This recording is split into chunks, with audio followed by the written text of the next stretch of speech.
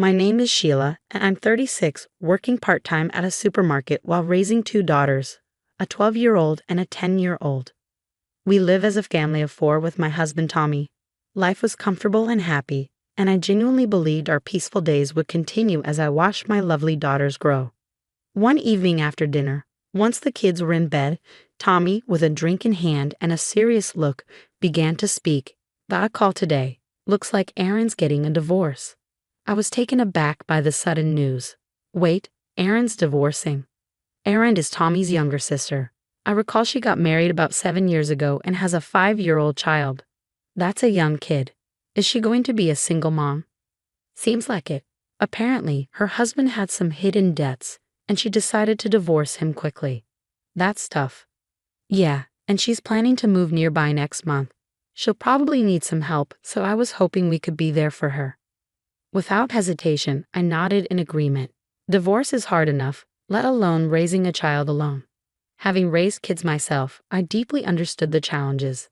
I genuinely wanted to help in any way I could. Let Erin know she can reach out anytime she needs something. Thanks, we should support Erin from now on. Little did I know that this casual promise would lead to unexpected events. The following month, Erin and her son, Dick, moved into an apartment just a 5-minute walk from our place. On the day they moved in, Tommy and I invited them over for a small housewarming celebration. Our eldest, Becca, and our younger daughter, Ariana, played happily with Dick. "Erin, you've been through a lot," I said. Erin replied, chugging her beer. "Honestly, marriage isn't worth it. If it weren't for Dick, I wouldn't have married that awful man. I regret it."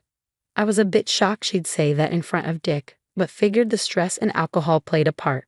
Erin always spoke her mind.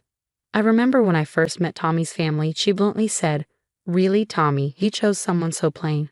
Did you settle?" I froze in shock when she said this to my face, but back then Tommy's dad scolded her for her words. "Erin, if you ever need anything, just tell me," Tommy confidently told her. "Thanks, I knew moving close to you was the right choice. I thought about going back home, but Dad can be too strict, and I didn't want to feel suffocated." I remembered that Erin and Tommy's dad didn't get along well. It wasn't hatred, but more of Erin feeling overwhelmed by his strictness. "If you ever need anything, just call. We'll be there in a heartbeat," Tommy assured. I added, "Yes, please let us know if you need help." But deep down, I felt a twinge of unease. I had this nagging feeling that we might be taken advantage of. And my intuition wasn't wrong. The day after Erin moved in, as I was preparing dinner, the doorbell rang. "Becca, can you get the door? I'm in the middle of something," I asked my eldest, who was watching TV. "Mom, it's Aunt Erin and Dick," Becca informed me. I paused my cooking, wondering if something had happened. When I reached the door, Erin said, "Hey Sheila, I'm really short on cash right now. Can we join you for dinner?" Taken aback, I replied, "I'm sorry, but I wasn't prepared for extra guests tonight." "But you said we could come over any time we're in trouble." Erin looked at me with a slightly annoyed expression. I did say she could come over, but not without a heads up. Just then, Tommy came home from work. Upon hearing the situation, Tommy said, "Erin's going through a lot. Let her have a good meal here."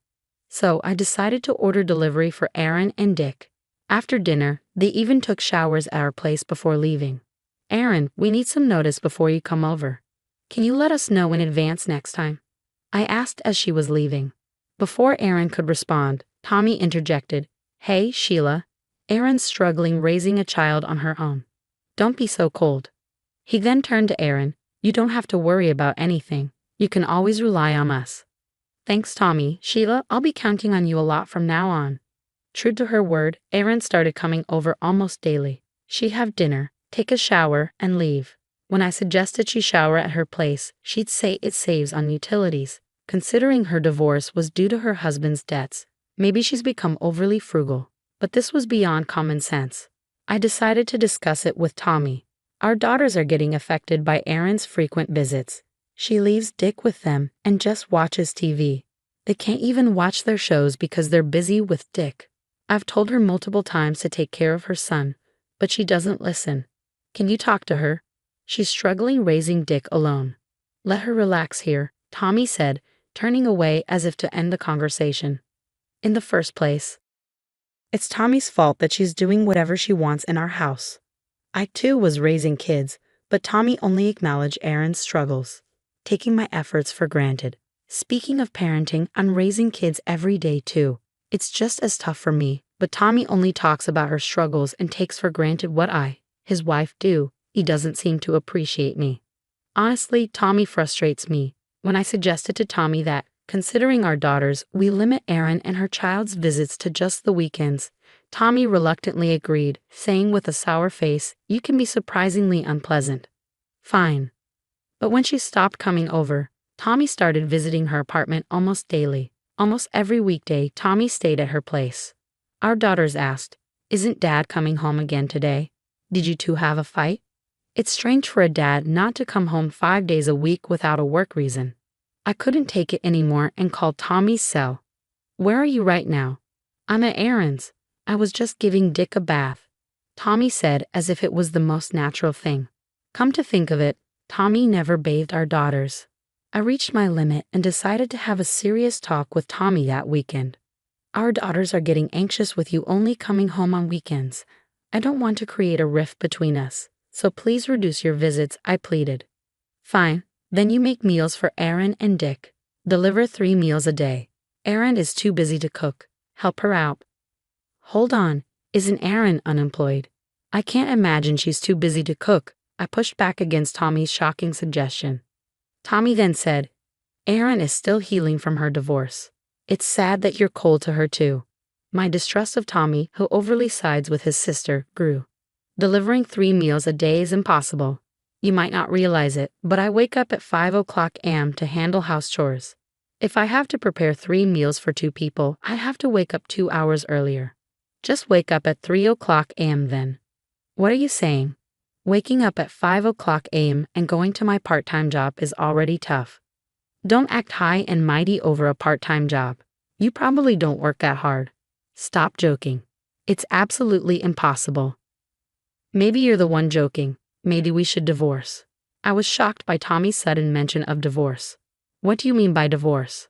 If you can't listen to me, then we should divorce. You said you wanted to help Aaron, but all you do is complain. That's cruel. That's my line. You're the one relying too much on wanting to help. There's a limit to taking advantage. Shouldn't you respect someone you're close to? That day, our conversation didn't resolve anything. The next day, Tommy declared to our daughters, "You two will support your aunt and Dick from now on. Your mom says she won't help because she's mean. But you two are different, right? Helping those in need is a given." Our daughters looked stunned by their father's outrageous statement. Becca and Ariana, after school, go straight to your aunt's. Help with shopping and dinner. Don't come home until you finish helping. Got it. I couldn't believe it. Was Tommy planning to use our daughters since I refused? Our daughters responded, "Dad, you're being weird. We don't understand. Mom, we're leaving." Even they couldn't agree with their father's absurd statement. Tommy told me, "Tell the girls too. Since you won't help Aaron, it can't be helped." What does he mean by "it can't be helped"? My anger reached its peak, and I came up with a plan. That day, I quickly changed my part-time job shift and visited Tommy's parents' home. "Oh, Sheila, what brings you here so suddenly? Sorry to bother you on your day off, father-in-law." I took a deep breath to calm myself, but tears started to flow. "What's wrong? Did something happen?" "Yes, something very hurtful and sad." I told father-in-law everything. Even though Aaron doesn't seem to think highly of father-in-law, I've always liked him because beneath his strict demeanor, he's genuinely kind. I thought he would understand, which is why I visited today. Father-in-law listened quietly to my entire story. "So that's what happened. I'm sorry for my foolish daughter's actions," he said, clearly angered on my behalf. "We can't let this continue. Leave it to me. I'll set them straight." His reassuring words brought a smile to my face.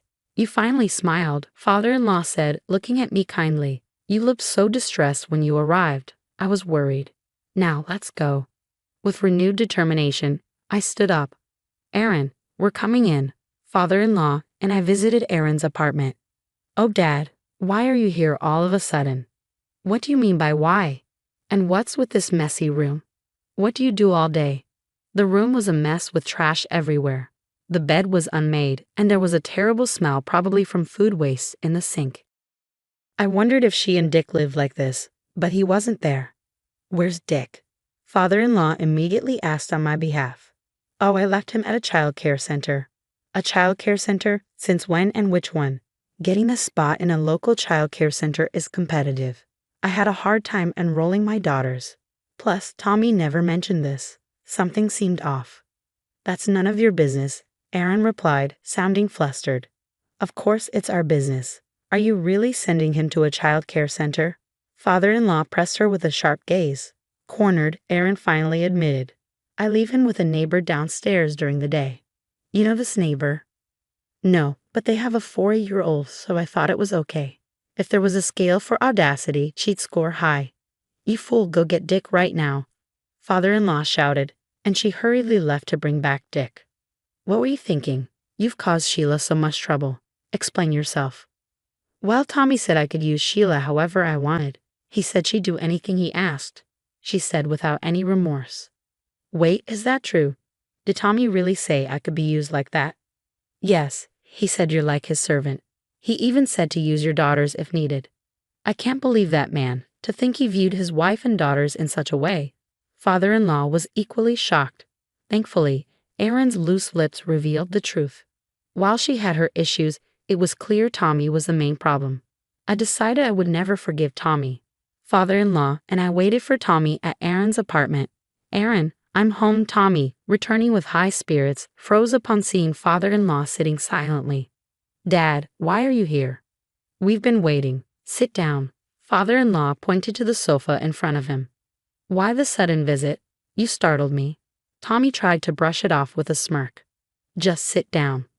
With a stern command, Tommy quickly sat up straight. You've been doing whatever you please, haven't you? Tommy glared at me upon hearing father-in-law's words. You ratted me out to Dad. Shut up. Both you and Aaron are out of line.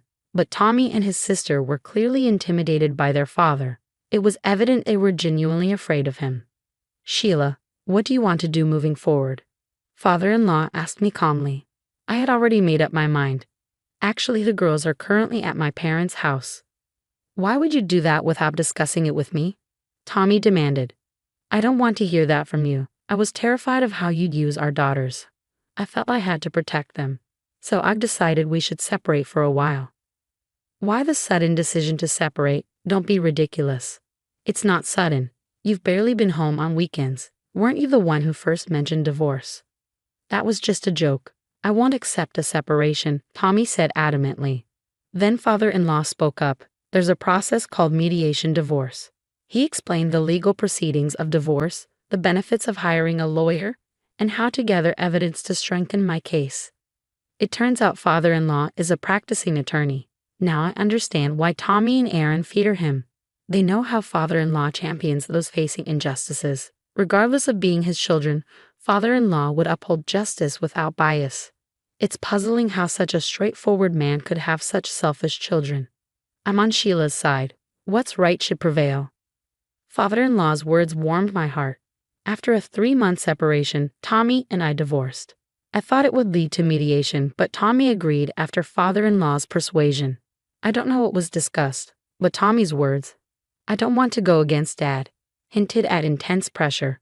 Tommy probably realized he stood no chance against father-in-law, a skilled attorney. It was a clear victory for father-in-law. I told Tommy, how does it feel to be bitten by your own dog? He just looked down, saying nothing. He probably always looked down on me. It's a bit sad to think about. After the divorce, Erin lost the financial support she received from father-in-law. You can't always rely on others. If you need money, work for it. When you think of someone else, you can overcome any hardship. Father-in-law's words inspired her. Erin started working part-time and is now raising Dick with determination. After the divorce, I changed jobs from part-time to full-time employment. I wanted to provide a better life for my daughters. It was challenging to find full-time employment initially, but that frustration drove me to improve my skills. I now see my divorce from Tommy as a blessing in disguise. I still have a good relationship with father-in-law. My daughters adore their grandfather, sharing their achievements and gifting him with things like music boxes they made at school. Father-in-law is irreplaceable to me. I cherish our relationship and feel fortunate to have such a respectable father-in-law by my side.